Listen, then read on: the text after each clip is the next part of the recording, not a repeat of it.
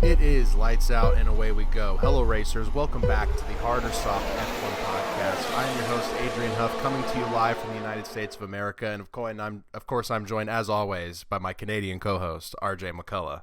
Now we've got quite a bit of news for you today. Of course, we took a little bit of a break along with our favorite F1 drivers over the summer break, but of course we're back to talk about some of the pretty light news, honestly, that we got in silly season. Breaking news today, hours before we started recording, Haas have announced that they're going to be renewing both of their drivers' contracts. They're going to be returning in 2024, Kevin Magnussen and Nico Hülkenberg. So very exciting news for both those guys. I know K-Mag, his future was a little bit in question, but yeah, it's great to see that those guys are going to be sticking around for next year, because Nico especially has just really put in a lot of really great performances this year. But yeah, I know we were talking a little bit about K-Mag possibly not returning. But yeah, do you think that's a little bit of a surprise that they're keeping him around? Do you think it's a good call? I think it makes sense. I mean, there didn't seem to be too many other great options out there. We're kind of going to get into how teams aren't really utilizing their rookie drivers or their practice drivers, so to speak. So no one's really set themselves apart in terms of guys that would want to go to Haas anyways. So yeah, it makes sense to me. I mean, I'm glad he's sticking around. Yeah, we'll see. Yeah, you kind of made a good point. I was thinking, honestly, I think like just a couple of days ago, sort of what Haas was planning on doing as far as their driver lineup, and I was struggling to think of a potential replacement for K-Mag. I mean, I know he's sort of struggled. He had a really, really strong start last year, but he's not had as good of results as Nico has this season. I think everybody realizes that, but you know, Haas has also made it very clear they don't want to develop rookies. You know, they tried that, did not go well. So I was thinking, you know, if nobody on the current grid is being let go, I didn't really see another outlet for them, another potential possibility for a driver lineup that it makes sense for these guys. And, you know, I feel like it would have been a little bit rough to just pull the rug out from under K-Mag, especially after getting him out of his contract to come back to Haas last year. But yeah, it's very exciting. But the man himself, the big man who's on everyone's minds this season, Max Verstappen, has been quite busy this summer break. We saw a little video of him driving an Aston Martin Valkyrie, and around the south of France, I believe, was where he was, sort of near his home in Monaco.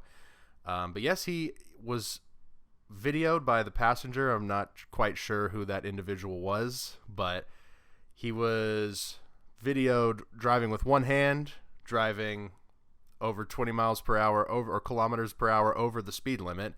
And on top of that, he was wearing the racing earpiece where you can sort of have commentary coming through you and communicate with somebody outside of the car, which is illegal where he was driving.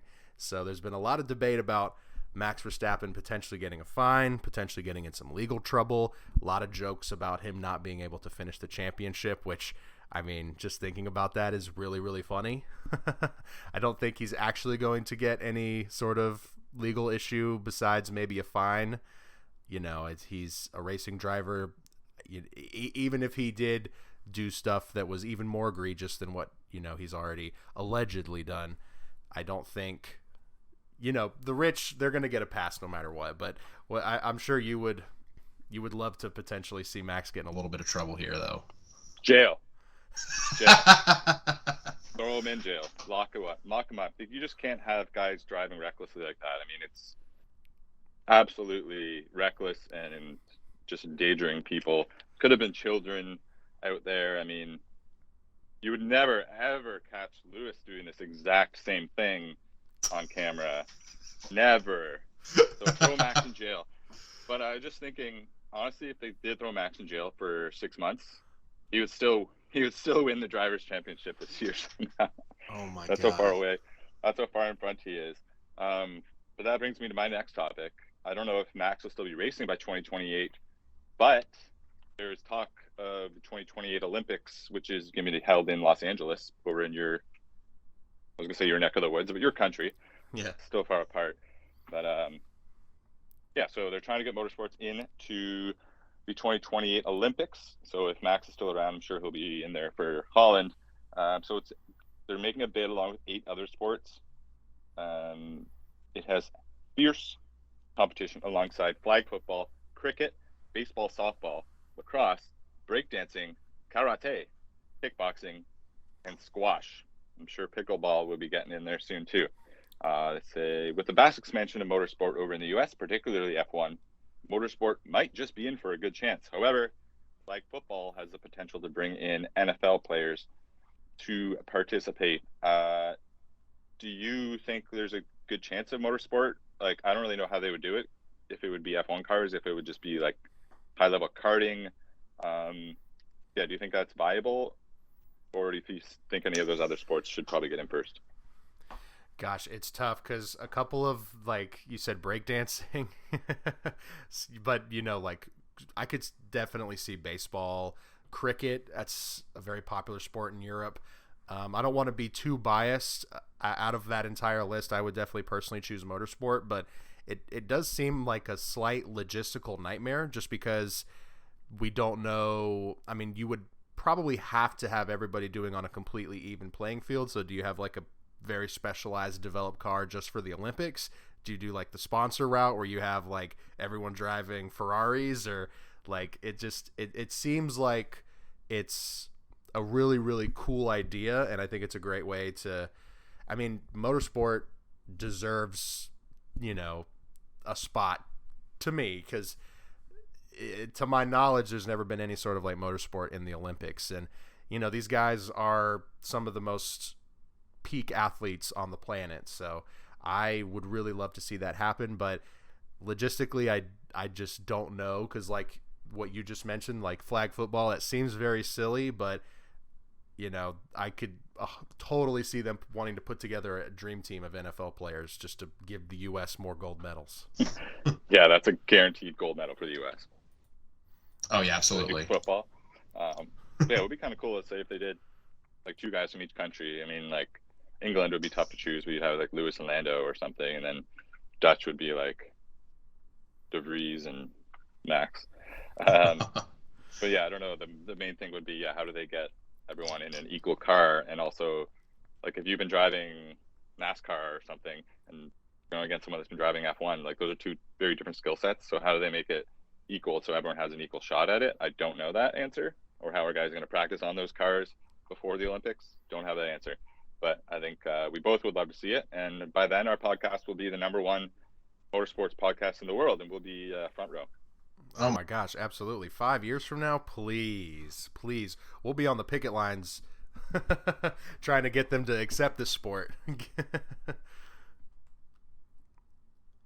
Yes, we will. But yeah, I guess we'll see. I do think to myself, like, would they, if they did go that route and did include that, would there be like a temporary team? Like I know with like basketball, there's like a coach. It's like the Pro Bowl. They have like a team that just comes together to train. So would there be a team principal for each country? So I don't know.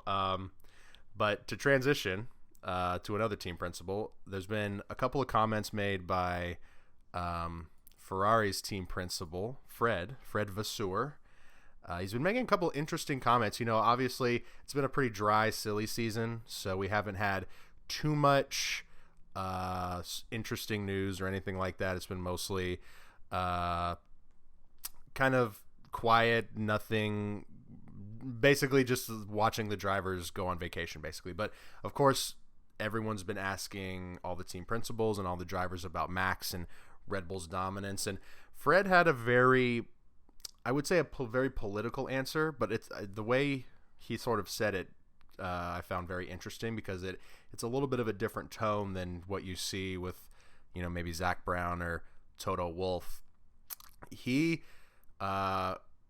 disagrees with the popular opinion that the DRS is sort of Red Bull's saving grace, and that's been the key part that's set them so far ahead of everybody else, and sparked this debate on potentially taking away DRS for qualifying, and if that would be fair to Red Bull or if that's specifically against Red Bull. But he flat out just thinks that Red Bull has just completely upped their game in every facet. He's just like, they've just nailed it in every capacity, engine, chassis, just as far as even the pit stops, they've consistently have the best pit stops. And he sort of lamented Ferrari and was talking about their own team dynamics and how they're making changes and trying to sort of do that themselves. And all of that to basically say, he's like, I don't think there's going to be one big change that we need to make that's just going to fix the car. Like, it has to be a completely structural change within the team, which I don't necessarily disagree with. But then he was starting to make a couple of comments about Leclerc, which I found a little bit interesting because, there's been a lot of discussion regarding the contracts of these Ferrari drivers and what their future is. I think it's sort of established that Charles is sort of the face of Ferrari. Everybody likes Carlos, but I mean, Leclerc is Ferrari. I think everybody is sort of on the same page for that. But, he was sort of not trashing Leclerc, but I mean, being just very bluntly honest. He's like, he's not perfect. He's not Max Verstappen. He's not winning every single race. Obviously he doesn't have the exact car to be able to do that, but he said he gets emotional, he gets hot-headed, he sometimes lets his anger, sort of blind him and potentially cause him to have a shunt or say something negative about the team. And he just was sort of like, Charles is not necessarily at a place where he's ready to completely challenge Max Verstappen, which I thought was a little bit interesting. But he wasn't saying that that's never going to happen. It was just more of a, we as a team need to grow. Like, Charles isn't perfect. Our pit crew's not perfect. Our strategy team's not perfect. There's not like one specific weak link. So I thought that comparison between him, or between his own team and Red Bull, was pretty interesting. But what do you think? Do you think that that's the case, or do you think that Red Bull maybe took a little bit of advantage of their DRS and that that's sort of their mainstay? I'd say maybe a little bit of both. I think they just have clearly done a better job than everyone else. Everyone's playing catch up, and that maybe extends to DRS as well. But I don't think they've done anything nefarious to get there. I think he made a couple other interesting comments about Red Bull as well, saying that Red Bull is the only team that prioritizes their number one driver. But he really just elaborated to me, like, because they're going for a championship, like Max is going for the championship, so they are in a position to prioritize their number one driver, whereas Ferrari hasn't made Charles their number one driver because they're not fighting for a championship, so there's no real need to do that. But he also said, I believe it was him that said, if Red Bull had two Sergio Perez's, this would be a wide open season. Yep. Which is just a punch in the face to Sergio Perez. But yeah, and interesting comments to see him coming out and say this. They're obviously a team in flux right now. There's rumors. You can't really trust silly season rumors, but there's a little bit of talk of Sainz maybe moving to Audi when they launch their team.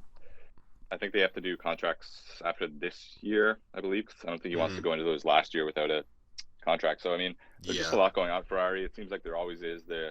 I like at least that they're not trying to pass the buck. They're kind of at least admitting that they have issues that they need to figure out. But I don't know. I guess it just remains to be seen how they're going to go about it. I like Fred.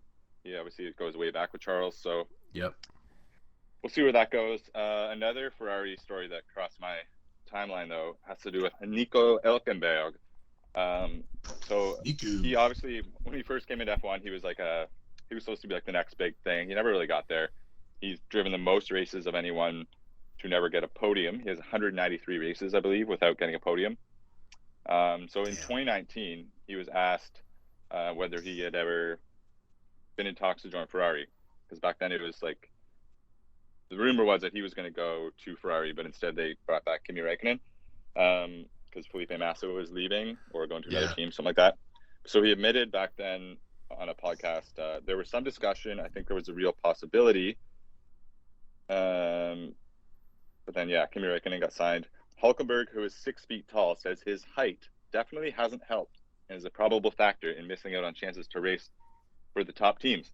He told the race, quote, "I've never had an answer where teams said, 'Sorry, no, we turned you down because you're too tall.' Probably they wouldn't tell me straight to my face, but I'm pretty sure that it has, hindered the odd opportunity and occasion to jump to a top car. Packaging issues, less space, more weight, which is not the right way around in this business." Now, I'd never really factored in whether being too tall is an issue. I believe George Russell is taller than Nico Hulkenberg. Mm-hmm. And this last part here that I just want to read, Hulkenberg stands 20 centimeters taller than Felipe Massa, the driver he was set to replace, but only 4 centimeters taller than Kimi Räikkönen, who ended up getting the seat. So, sorry, Mr. Hulkenberg, I don't think it's your height that stopped you from getting signed. Yeah, I think I'm with you on that one. While, body weight and height does play a factor, I don't think that was the deciding point for them to be like, no, let's bring back Kimi. Let's get Kimi back in the seat. Kimi and Nico, I think they made the right choice.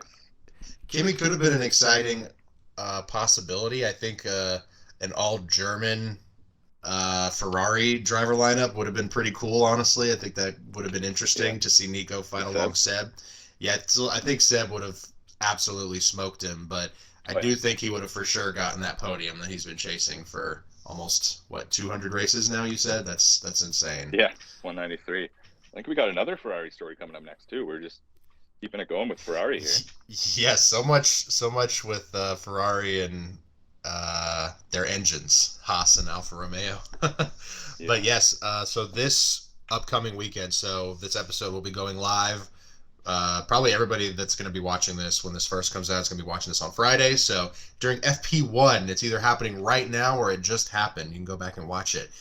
Robert Schwartzman is going to be running in Carlos Sainz's F1 car in FP1. Like I said, I lost my train of thought there just for a little bit, but so it's the first year I think that there's a mandatory rookie practice. You got to let 2 for each driver. Yeah, so I think it's the second year is what I was saying.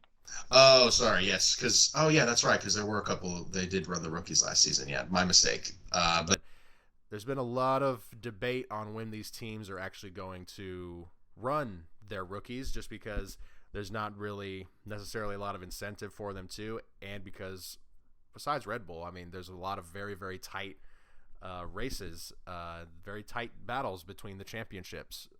Whether it's the midfield, the back markers, or second place, honestly. I mean, besides Red Bull, it's a very exciting season. But yes, Robert Schwartzman is going to be driving Carlos Sainz's vehicle, and they announced that he will also be driving Leclerc's in Abu Dhabi. But as far as I know, he's the only rookie that's going to be running in this session. So something that I thought was very interesting is that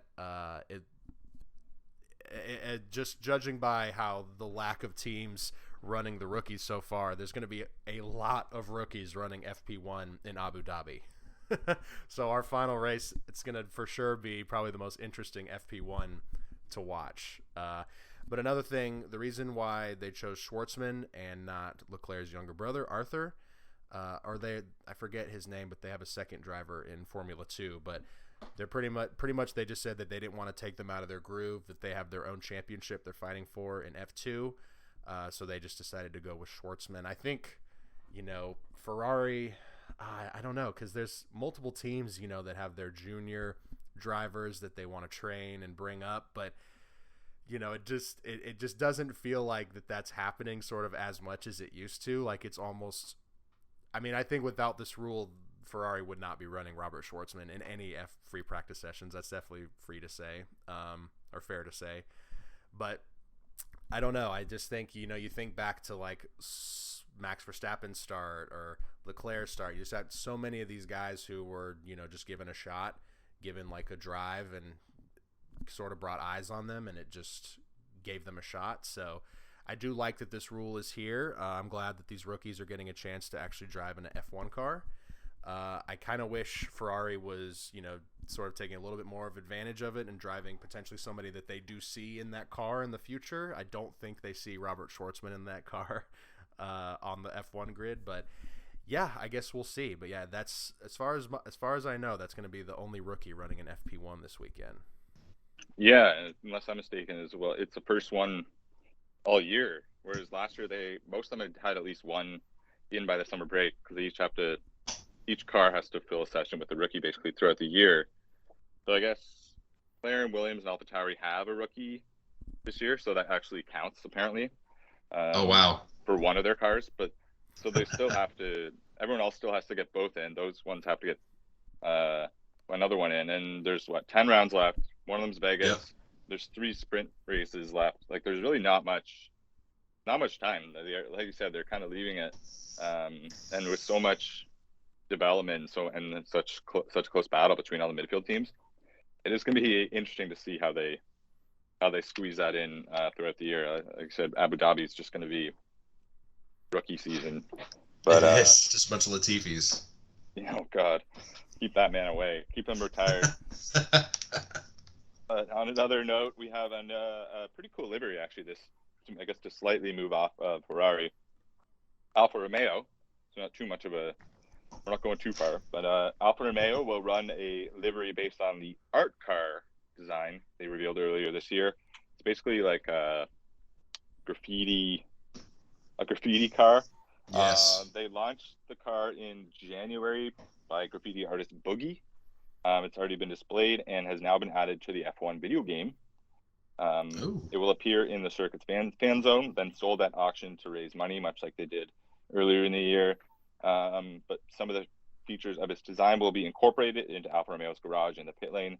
The cars will feature updated liveries, and the team's trackside infrastructure will be changed to have a matching visual identity to the cars. They describe the design, which will appear on Bottas and Zhou Guanyu's cars this weekend, as a, quote, tribute livery to the art car, emblazoned with Boogie's distinctive art. The team's garage paneling, garage nameboards, and driver suits will also be revised to complement the new look. I say that all to say it actually looks pretty cool. It does. It's a great livery. Yeah, that's pretty much all I've got in livery. I mean, we'll maybe throw a picture in or something, or people can look it up, or they're already seeing it. I don't know if the car on track's gonna be exactly the same as the one in the pictures. Kind of sounds like the one in the pictures is gonna be a display car. Sure. But yeah, I mean, I guess there's not really too much to add on to that. If you want to maybe give me your opinion, and then we can talk some McLaren. Yes. Sort of, I think the first thing I saw about the livery was how they changed the nameplates for the drivers in the paddock, and it's like the graffiti. I guess that's from the artist Boogie. But yeah, it's very, very cool. The whole redesign for this weekend by Alfa Romeo, they always kill it with their liveries.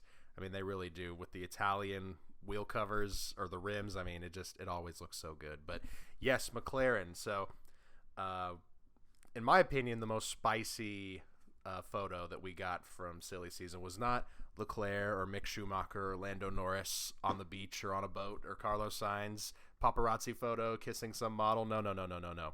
It was Adrian Newey and Zach Brown and a bunch of other big names in motorsport. But they were having dinner, and sort of what sparked the actual photo sort of circulating was Adrian Newey wearing a McLaren F1 racing hat and Zach Brown wearing a Red Bull racing hat, which is definitely just them being coy with one another. But it had lots of people speculating. Some very bright-minded people were theorizing that potentially Adrian Newey was going to McLaren in exchange for Zach Brown coming to Red Bull. And I'm like, first of all, what kind of a trade? Red Bull are so desperate to get Zach Brown's knowledge. I mean, I like Zach Brown a lot, but that is just really, really funny. But it revealed something that I did not know, in that McLaren are going to be changing their engine supplier from 2026, which is very interesting. You know, they've been a Mercedes customer team for a very long time, and you know, Mercedes makes a good engine, relatively. I don't know about how they're enjoying this current regulation engine, but I would say it's not necessarily Red Bull's engine, but it's not too bad. It's definitely better than the Ferrari engine, but I think it's a little bit of a gamble. I mean, you've got a brand new engine supplier coming in to join Red Bull with Ford, and you know, Ford, you know, they're monsters when it comes to, you know, the racing or motorsport, I guess I should say. But Formula One is its own beast. You've got, no matter how much resources you have, it's so easy to just, they could have the fastest engine on the grid, but the thing could melt after 30 laps. You never know. So I think that's going to be very interesting to see that not only are Red Bull going to be, running the engines and whatever AlphaTauri become, but McLaren will also be running the Ford Red Bull engines. I mean, the grid in 2026 is going to be just absolutely insane. Yeah, it's going to be nuts. It's curious, though, because, right now they're with Mercedes. I think there's a risk, as you said, in kind of trying to chase the hot thing in F1 because, as we know, the sport always seems to bounce back to another team whenever they change regulations. So, I understand wanting to get in with Red Bull right now, but A, they're moving to Ford as their engine supplier, and B, if history is an indicator, most likely it's going to be another team that has the best engine for the 2026 regulations. So kind of it could be a risky move to switch, and then Mercedes has the best engine and you just left them. So that's sort of the risk, I think, there. But I mean, they understand these things better than we do. So I'll give them the benefit of the doubt for now. Another thing I don't really understand right now is what on earth is going on with Lewis Hamilton's contract. I guess I was duped because a couple of weeks ago I saw something that looked like it was reputable that said he signed a 4-year extension with Mercedes. So I was pretty excited about that, thinking, all right, he's going to be there for a long time. I guess that's not the case. Kind of coy. I mean, everything we've heard is it's just a matter of time. They're just working on the small details, et cetera, et cetera. But I mean, if it wasn't done during the summer break, it's going to be tough to get done now when they have 10 races in the next 14 weeks. So I don't know. I mean, if you leave it to the end of the year, there's no part of me that thinks he's going to leave Mercedes, but we've seen it so many times in other sports where a guy gets to essentially free agency without a contract and they get a better offer somewhere else. Sometimes they take it. So the longer it's up there in the air, the more it's just feeding discussion. And generally Mercedes isn't, maybe you disagree with this, but generally Mercedes isn't the team to keep stoking the fire. I feel like it's more like a Red Bull type of thing, even Ferrari sometimes. But usually Mercedes is relatively quiet. They don't love to give people drama to talk about, unless it's like Toto chirping Christian Horner. But I don't know. Something's going on behind the scenes. I don't know whether maybe Lewis wants like equity or a guarantee of the car, or guarantee of certain personnel. I have no idea. Maybe something to do with Roscoe. Who knows? But that's, I don't know. Do you have any thoughts on what the hell's holding them up? Yeah, I think Toto just does not want Roscoe as the brand ambassador, no matter how much Lewis wants it. It's just not going to happen. I mean, we definitely, who knows what the details and the small details of the contract are, but that's definitely what I imagine is what's going on, whether it's the length of the contract or the salary or the bonuses or the points or the equity. I mean, there's so much. Toto has obviously gone from being brought on to lead this team to becoming CEO of Mercedes. I mean, or he is, he's got a lot on his plate besides just, running this team, and he does a great job at it. No slight to Toto whatsoever. But I wonder, because, I think Lewis, I don't know. I just don't see Lewis retiring before, God forbid, God forbid it doesn't happen, but I think he's got to get the 8th. He wants the 8th championship. And, potentially maybe he was thinking about it at the end of 2021 that he wasn't going to be around that long, but I think Lewis wants to stay through 2026, at least through 2026, 2027, maybe, so he's probably looking for a longer term deal, and maybe Mercedes, it feels so crazy to say, because I think Mercedes would literally do anything to keep Lewis, but maybe he wants like a 4-year, $120 million a year deal. They're like, okay, but how about a 2-year, $150 million? They're like, that's another thing about F1 teams is that they are the most cutthroat, brutal assholes on the planet. And even if you're Lewis Hamilton, they still want to keep their options open. You know, they don't want to necessarily, again, it sounds crazy to say, but I could see this mega corporation not wanting to necessarily be locked into Lewis for 4 more years. You know, they don't know. Maybe they're maybe like, maybe he's going to want to retire and we still have to pay him those next 2 years. I mean, there's just so many like potentials for this that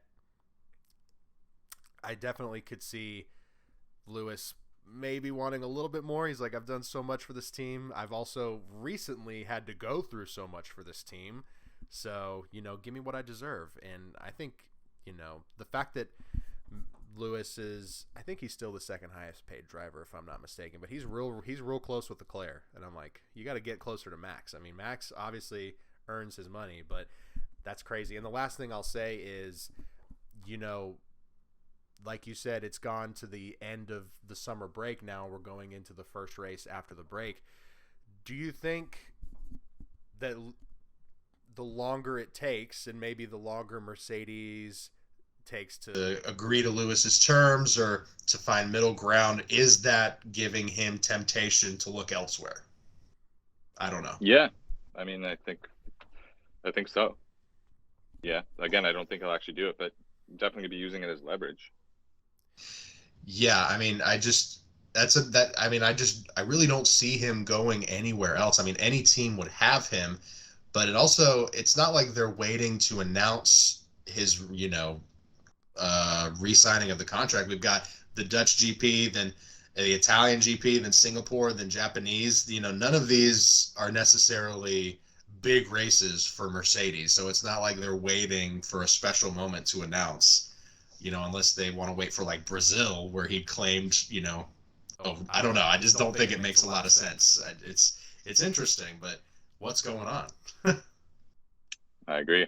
You want to talk about this Crofty story that's going to piss me off?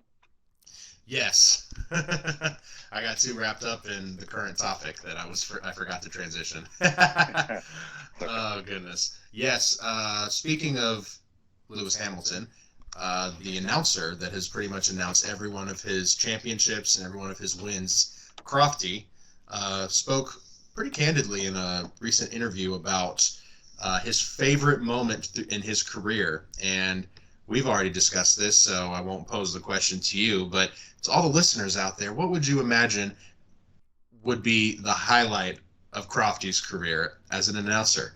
I mean, there's been some beyond iconic moments. Sebastian Vettel's first win, Max Verstappen's first win, Lewis Hamilton, his first championship, or any of his championships. I mean, there's just like literally like a bottomless pit of phenomenal moments. But he claims the most exciting and greatest moment in his career was Max Verstappen's first championship, Abu Dhabi 2021. And I was taken aback when I listened to that, only because of, you know, the obvious controversy that surrounds that moment. And, you know, when you listen to it back, it is a intense moment. You know, if it was fair, you know, I remember the emotions I was feeling in the moment, not realizing the sort of atrocities that had just occurred, but just thinking like, oh, we just got the greatest. But it's it's a little bit crazy to me just that's what he's publicly saying, is that's his number one. Like when he goes to bed at night or when he's on his deathbed, he's gonna be like, that was the moment, man. Yeah, I don't know. It's the wording of it. Like if he would have said, you know, like most exciting or most, I don't know, even like controversial or whatever, then I would understand. But it's the fact that he said it's his favorite moment of his broadcasting career, like, not great. But I don't want to talk about it. My face is I'm already getting mad. Talking about the motherfucker. All right. Let's move on. Dutch GP. Dutch Yes. Grand Prix. Max is home of another win. So actually, I'm going to start with Max. Interesting little factoid here that everyone kind of knows, but I'm just going to keep up with it. If Verstappen can pull off a home victory at Zandvoort this weekend, for the third consecutive year at Zandvoort. He will officially match Sebastian Vettel's all-time record of 9 wins in a row, 2013. And then he will have an opportunity to break that record next week at Monza. So pretty spectacular stuff. Also, there's 10 races left. Max has 10 wins. The record for wins in a season is 15, which Max set last year.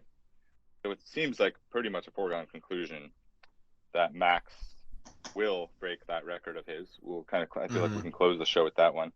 But in terms of the actual Dutch GP, times, we got similar European times. First practice 6:30, second practice 10 a.m., practice 3, 5:30 a.m., qualifying 9 a.m., race 9 a.m. So 9 a.m. the important times this weekend. Circuit Zandvoort. Basically, this is on the calendar for Max and Max only, but it's a 72-lap race, 4.259 kilometers per lap. First Grand Prix ever held here was 1952, but they came back a couple years ago because of Max. Lap record, though, Lewis Hamilton, 111.097. And then, don't need to go into too much details about the circuit and all that stuff, but it did, weather. Weather's been a big issue this season. Yes. It's throwing a conk into a lot of things. Looks like it's going to potentially happen again. Now, there's never in the 2 years, or 3 years, I guess they've had this 2 years, they've had this Zandvoort track on the calendar. They've never had a session disrupted by rain, but there's a 40% risk of showers on Friday afternoon, scheduled to clash with the second practice session. Saturday's qualifying day is currently the driest of the 3 days. Forecast that Saturday will be cloudy with the biggest risk of rain being in the morning. And then for the Grand Prix on Sunday, the chances of rain are 40% chance on Sunday, although the highest risk is in the morning when the F2 and Porsche Super Cup races will be taking place. Now, not just rain, there's also cold temperatures and wind. Wind expected to get up to 35 kilometers per hour gusts. And it's going to be much cooler. The average temperature last year was just under 23 degrees, and it's currently expected that temperatures will only get up to 20 degrees once over the entire weekend, and that'll be Friday afternoon. So I think that does not bode well for cars like the McLaren. If I remember correctly, they do a lot better when it's hot. I think that goes for Mercedes as well, but I could have that wrong. Yeah, that's kind of the info. I think the weather is kind of the main takeaway there as something that could throw a wrench into things. But I don't know. What do you think in terms of predictions and all that through stuff I just threw at you?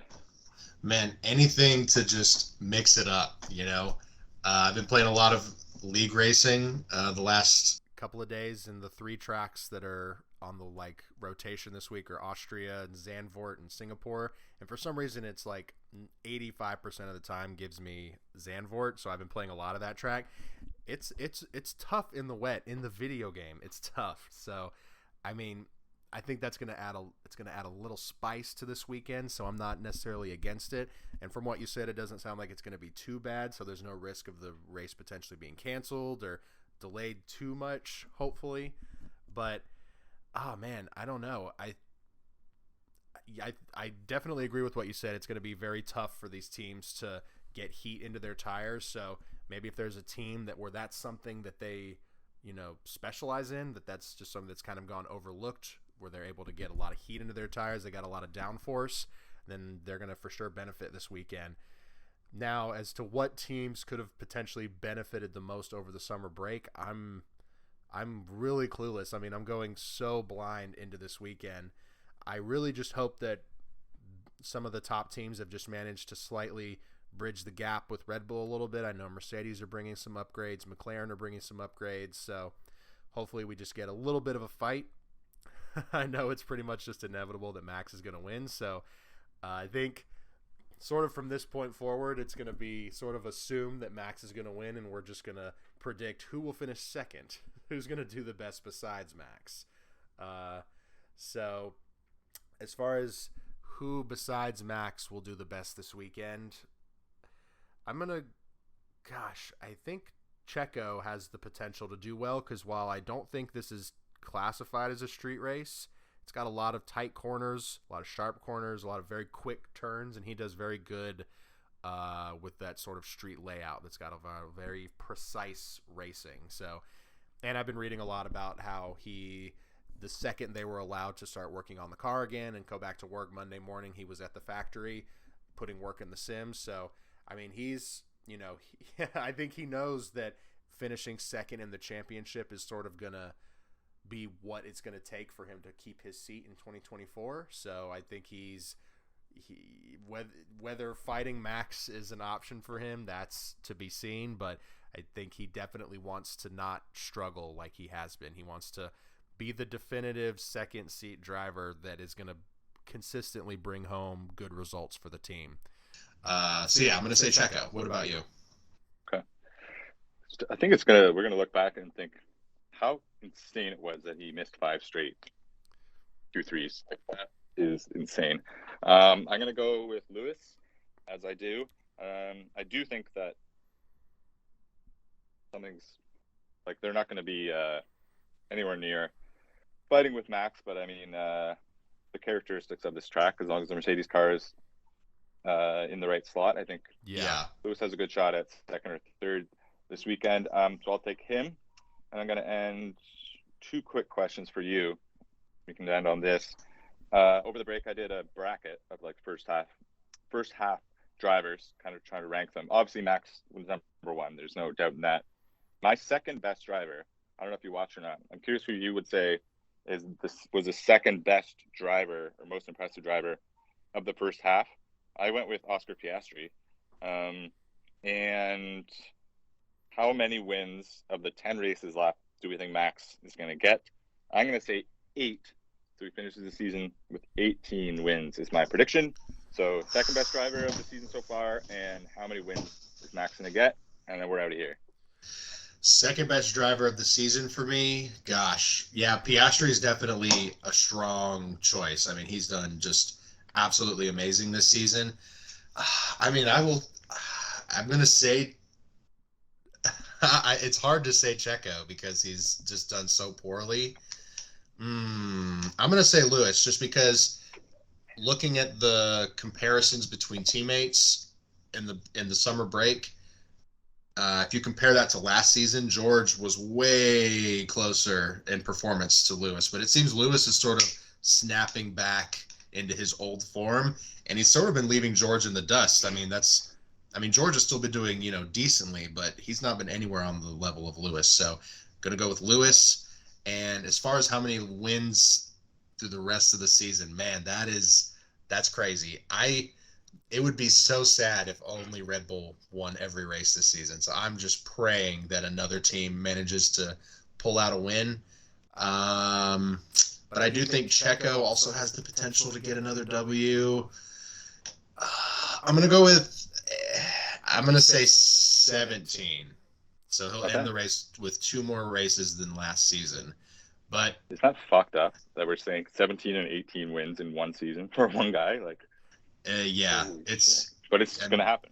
It is. The records that he's breaking, not only in Red Bull, but just in Formula One, are really, really ridiculous. So as much as I love Max, I love Sebastian Vettel too. I mean, I'm not saying anything slight to him. I want that record to at least stay another year. I mean, I don't want all of those records for Red Bull to just say Max Verstappen. Seb's got to hold on to, at least 1 or 2 of those. So I do hope that whether it's this weekend or in Monza, somebody besides Max can just win. I mean, even if it's Checo, let's keep that record for Seb. But I mean, we'll see. So we will be back for a post-qualifying reaction. We'll have a little bit more information on how exactly that record's going to be going for Max. I'm sure he will pull out a poll for this qualifying, but yes, we're going to be starting to do a little bit shorter form version of the podcast post-qualifying. So not only we're going to have this episode, but you're going to have that as well. So make sure you come back Saturday afternoon to watch that. And thank you all so much for watching. We're back from the summer break. We're excited for the rest of the season and for the future of F1. So make sure you subscribe, like, and share the podcast, and we will see you on Saturday.